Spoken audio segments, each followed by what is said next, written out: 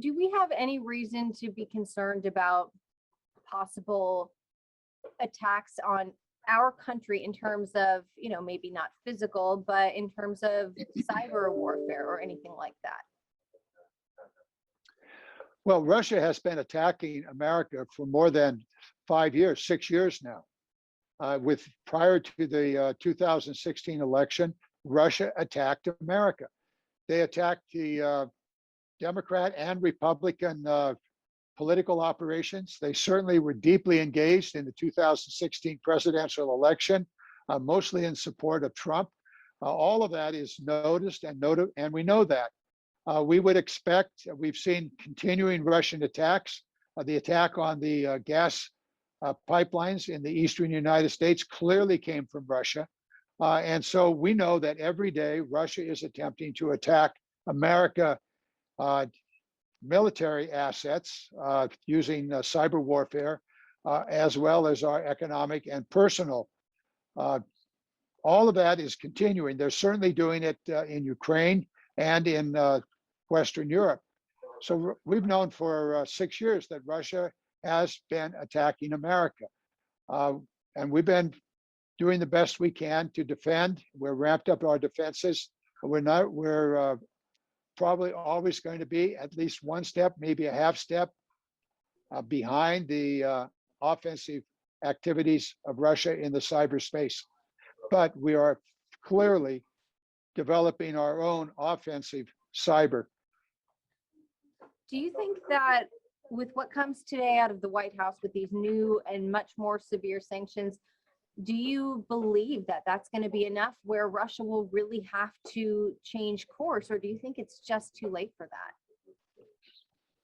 Well, Russia is going to complete its military action in Ukraine. There's no doubt they're going to do that. They have the equipment, they have the armaments to do that.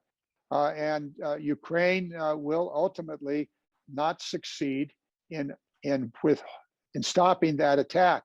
However, Ukraine is a country of 40 million people, and they love their democracy. They love their country. That's been demonstrated over the years. Beginning in 1991, they voted to not be part of Russia.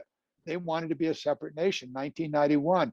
And periodically since that, most recently in 2014, they had a street revolution, which ultimately ended in the pro-Russian prime minister and president leaving and going back to Russia, and a Western-oriented government was duly elected and replaced the Russian-dominated government.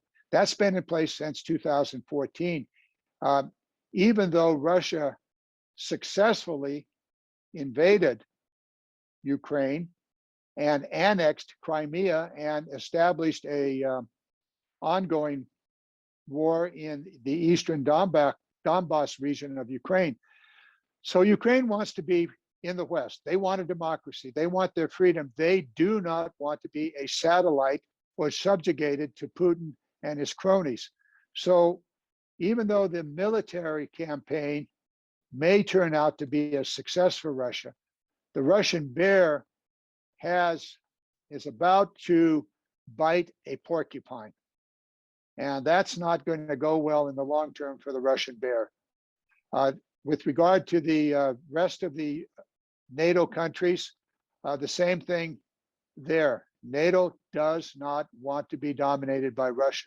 And we will not allow the Russian Empire to subsume or annex the NATO countries. That will not happen.